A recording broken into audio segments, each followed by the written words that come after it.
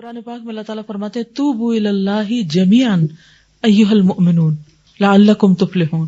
اللہ سے توبہ کرو اے مومنو جمیعا، سب کے سب کو توبہ کی ضرورت ہے. لعلکم تفلحون، تاکہ تم فلاح پاؤ. تو کامیاب ہونے کے لیے بے حد ضروری ہے کہ ہم واقعی توبہ اور استغفار کا حق ادا کریں. جب آپ توبہ استغفار کریں، اپنا گناہ یاد کریں، اس پہ روئیں، کیونکہ یہ تو ہم کہنے کے قابل ہی نہیں کہ میں نے تو کبھی گناہ نہیں کیا اور میرا تو گناہ ہے ہی کوئی نہیں، میں تو بالکل معصوم پاک دامن ہوں. یہ ہم ہیں نہیں، ہم ہیں گناہگار. اور اگر ہم ہیں تو کون سا ہے وہ گناہ، کون سی ہے میری بری عادت، کون سی ہے میری غلطی جس کی مجھے اصلاح ضروری کرنا ہے. کوئی توبہ استغفار کی کس چیز پر، گناہوں پر یا کسی خاص گناہ کو یاد کر کے رو کے اور ڈر کے اللہ سے، کیونکہ اس بات میں فرق ہوتا ہے. چلو استغفار کرتے ہیں کس پر، اپنے گناہوں پر، اور ایک ہوتا ہے اپنے کسی خاص گناہ کو یاد کر کے کانپ اٹھنا، اللہ سے ڈرنا، رونا اور پھر توبہ کرنا.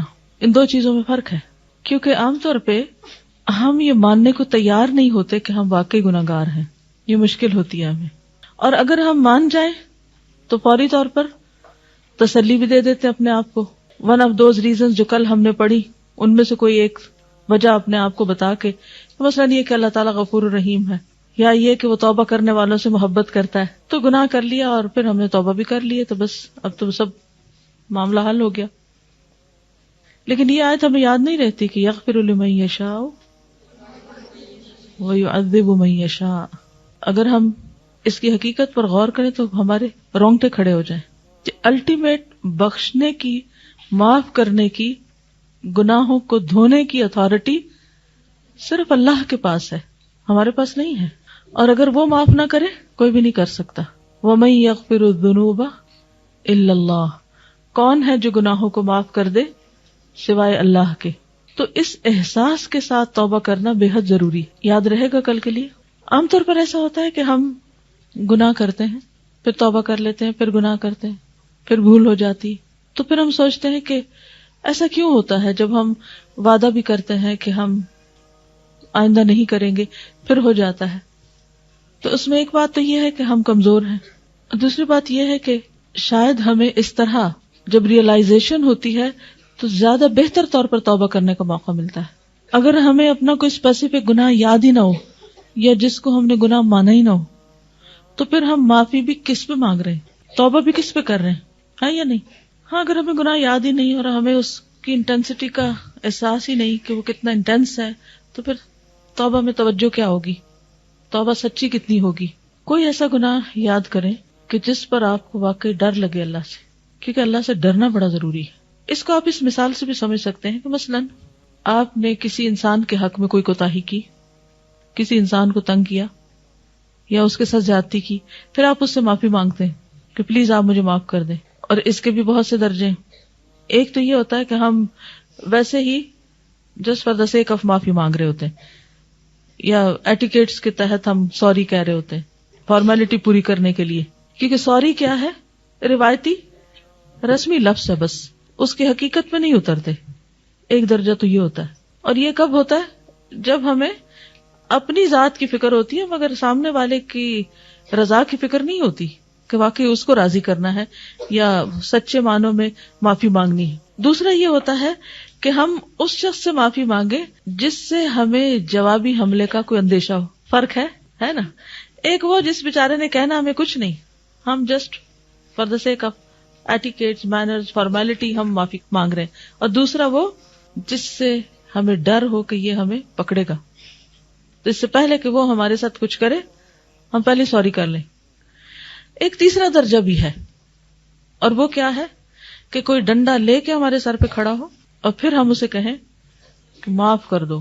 کبھی ایسا کچھ منظر آپ نے دیکھا جب کسی کو مار پڑ رہی ہو اور وہ آگے سے معافی مانگ رہا ہو؟ کسی نے ایسا کوئی منظر دیکھا ہے کبھی؟ بچوں کو مار پڑتے دیکھیے، یہ منظر ہمارے یہاں بہت عام ہے کہ جب مائیں بے رحم ہو کر، ظالم ہو کر بچوں کو مارتی ہیں اور پھر بچے آگے سے توبہ معافی کر رہے ہوتے ہیں. وہ درجہ کیسا درجہ ہوتا ہے؟ اس میں رونا دھونا ہوتا ہے، رونا دھونا بھی ہوتا ہے، اس میں بعض حد تک سچائی بھی ہوتی ہے، یعنی اس وقت وہ واقعی ایمانداری سے معافی مانگ رہے ہوتے ہیں. اس سے آگے کوئی درجہ ہے کہ جب آپ سے کوئی ایسا شخص ناراض ہو جائے جو آپ کو بے حد محبوب ہو، وہ زبان سے بھی کچھ نہ کہے لیکن ناراضگی اس کی شدید ہو، تو اس وقت کیا کیفیت ہوتی ہے؟ اس وقت گلٹ کی یا سوری کی یا معافی مانگنے کی کیفیت کس طرح ہوتی؟ کیا پہلے درجے کی طرح، دوسرے کی طرح، تیسرے کی طرح، اس سے بھی بڑھ کر؟ اللہ سبحانہ و تعالیٰ سے جب ہم معافی مانگتے ہیں تو کون سا درجہ ہونا چاہیے؟ کیونکہ اللہ تعالیٰ ہمارے سر پہ ڈنڈا لے کے تو نہیں کھڑے، وہ فوراً نہیں پکڑتے، فوراً نہیں مارتے، نہ ہمیں کوئی ایسی چیز بظاہر نظر آتی ہے. لیکن جس شخص کو اللہ سبحانہ و تعالیٰ سے سچی محبت ہو اور پھر اس کو گناہ کی وجہ سے یہ احساس ہو جائے کہ اللہ تعالیٰ میری طرف دیکھ نہیں رہے، وہ ناراض ہے مجھ سے، وہ اپنی رحمت مجھ پہ نہیں کریں گے، پھر میں کہاں جاؤں گی، پھر کیا ہوگا؟ تو اس صورت میں پھر کیا ہوتا ہے؟ پھر توبہ اور معافی جو ہے اس کی کیفیت کیا ہوگی؟ آپ سمجھ رہے ہیں میری بات کہ نہیں سمجھ رہے؟ کیا تصور میں آ رہا ہے؟ کچھ گناہ ایسے ہیں نا کہ جن کے کرنے والے کی طرف اللہ سبحانہ و تعالیٰ دیکھیں گے بھی نہیں، قیامت کے دن نہیں دیکھیں گے، تو دنیا میں بھی نہیں دیکھیں گے، دنیا میں بھی پہ اللہ تعالیٰ منہ موڑ لیتے ہیں اس شخص سے. کوئی ایک ایسا کام بتائیے وَلَا يَنظُرُ إِلَيْهِمْ يَوْمَ الْقِيَامَةِ کہ وہ قیامت کے دن ان کی طرف دیکھے گا بھی نہیں. کوئی ایک ایسا عمل بتائیے کہ جس کے کرنے والے کی طرف اللہ قیامت کے دن نظر اٹھا کر بھی نہیں دیکھے گا.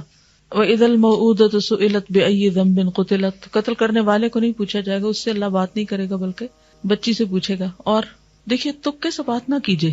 یہ مثالیں، یہ کام یاد کرانے کا میرا مقصد بھی یہی ہے کہ آپ کو اگر کبھی زندگی میں واسطہ پڑے کسی ایسے کام کے کرنے سے تو فوراً ڈر جائیں کہ اگر میں نے یہ کر لیا تو اللہ تعالیٰ سخت ناراض ہو جائیں گے اور وہ پھر میری طرف دیکھیں گے بھی نہیں. قَالَ اخْسَئُوا فِيهَا وَلَا تُكَلِّمُونَ سورۃ المومنون میں آتا ہے کہ کچھ لوگوں سے اللہ تعالیٰ فرمائیں گے کہ تم دور رہو، اسی میں پڑے رہو، مجھ سے بات بھی نہ کرو، میں تم سے بات بھی نہیں کرتا. میرا سوال اگر آپ سمجھیں، میرا سوال یہ ہے کہ کسی ایک عمل کا نام بتائیے. سورۃ آل عمران 77 ان الذین یشترون بعہد اللہ بے شک وہ لوگ جو اللہ کے عہد کو بیچ ڈالتے ہیں، وایمانہم ثمنا قلیلا تھوڑی قیمت کے عوض، اولئک لا خلاق لهم فی الآخرہ ولا یکلمہم اللہ ولا ینظر الیہم یوم القیامہ. عصر کی نماز کے بعد جھوٹی قسم کھانا، کوئی دلیل ہے آپ کے سامنے؟ بخاری میں حدیث پڑھیے. جی، تکبر کی وجہ سے ازار لٹکا کر چلنے والا، یعنی تہمد اپنا تکبر کی چال ایک طرح سے. ایسے شخص بھی اللہ کی رحمت سے محروم ہوگے کہ جو مرد عورتوں کی طرح یا عورتیں مردوں کی طرح مشابہت اختیار کریں. جی ہاں، احسان جتانے والا. باقی چیزیں تو ہو سکتا ہے کہ آپ ازار پہنتے نہ ہو لمبا تہمد، یا یہ کہ آپ سودا نہ بیچتے ہوں، یا یہ کہ آپ اللہ کے عہد کو نہ بیچتے ہو، لیکن یہ ایک کامن چیز جو ہمارے ہاں عام طور پر پائی جاتی ہے کہ کسی کے ساتھ احسان کر کے پھر اس کو احسان جتانا، کسی کو کچھ دے کر پھر اسے اذیت دینا. سوچئے کبھی آپ نے تو ایسا نہیں کیا کسی کے ساتھ کہ کسی کو آپ کچھ دیں، مال میں سے کچھ دیں اور پھر احسان جتائیں اور اس کو دکھ دیں اور اذیت دیں. لا تبطلوا صدقاتکم بالمن والاذی.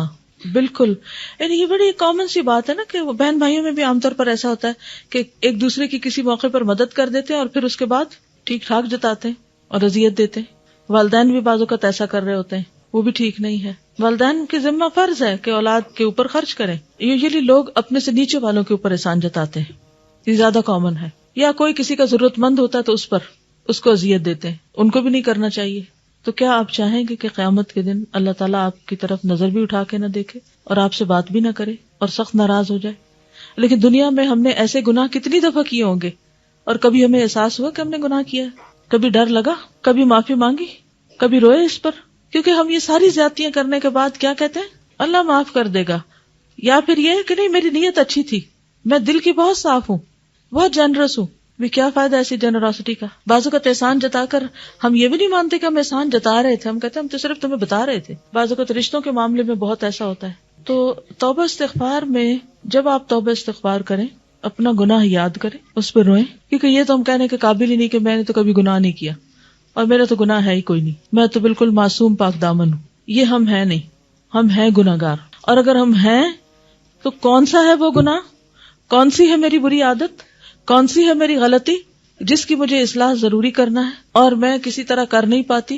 مجھے نالج بھی ہے، علم بھی ہے کہ یہ کام غلط ہے اس کے باوجود میں اپنی اصلاح نہیں کر رہی تو کون کرے گا اصلاح؟ کیسے ہوگی اصلاح؟ بعض اوقات ایسا ہوتا ہے نا کہ ہم اپنی عادتوں سے خود تنگ ہوتے ہیں کہ نہیں ہوتا ہے ایسے بھی لوگ بھی بہت لوگ آپ کو بتاتے ہیں کہ آپ کے اندر یہ غلط عادت ہے، اپنے ڈیفینس میں آپ جھٹلا دیتے نہیں میرے اندر کوئی نہیں، کیونکہ ضمیر آپ کو بتاتا ہے، پھر آپ کو ریئلائزیشن ہونے لگتی ہے، یہ بھی اللہ کا فضل ہوتا ہے، پھر وہ ہو گئی، پھر اس کے بعد اب کیا موقع ہے کہ کیا کریں؟ اصلاح کریں، لیکن کوئی کوشش کارگر نہیں ہو رہی، تو پھر کیا کرنا ہے؟ خوب رو کے اللہ سے دعا کرنی ہے کہ اللہ تعالیٰ مجھے اس سے نکال، میں یہ برداشت ہی نہیں کر سکتی کہ قیامت کے دن آپ میری طرف نہ دیکھیں یا میں آپ کا دیدار نہ کر سکوں. یعنی انسان کانپ اٹھتا ہے نا کہ قیامت کے دن اللہ تعالیٰ یہ کہہ دے کہ چونکہ تم نے فلاں غلط کام کیا تھا اس لیے آج تم مجھے نہیں دیکھ سکتی. اور آپ کو پتا ہے کہ جنت کی ہر نعمت سے زیادہ خوشی والی چیز اللہ کا دیدار ہے. تو اس لیے بے حد ضروری ہے کہ ہم توبہ استغفار کی حقیقت کو پہنچیں اور واقعی صحیح معنوں میں توبہ کریں اور اللہ کے ڈر سے کریں. کیونکہ بعض اوقات ہم جب ایسی آیات بھی پڑھ لیتے ہیں نا کہ توبہ استغفار کرنے کے دنیا میں بہت فائدے، تو وہاں بھی ہماری پھر ساری نیت کس طرف چلی جاتی ہے؟ دنیا حاصل کرنے کی طرف. کیونکہ ٹھیک ہے استغفار کریں گے تو رزق زیادہ ملے گا، استغفار کریں گے تو اولاد اچھی ہوگی، استغفار کریں گے تو نعمتوں کی فراوانی ہوگی، بہت اچھے، لیکن ہم نے ان نعمتوں میں دنیا میں کب تک بیٹھے رہ جانا ہے؟ تو صرف دنیا کی خاطر بھی نہیں، اس سے آگے آخرت کی منزلوں کے لیے استغفار کرے کہ یا رب اس دن تو ہمیں رسوا نہ کرنا، اس دن کی شرمندگی سے بچانا، اس دن کی ناراضگی سے بچانا. سبحانک اللہم و بحمدک نشہد ان لا الہ الا انت نستغفرک و نتوب الیک.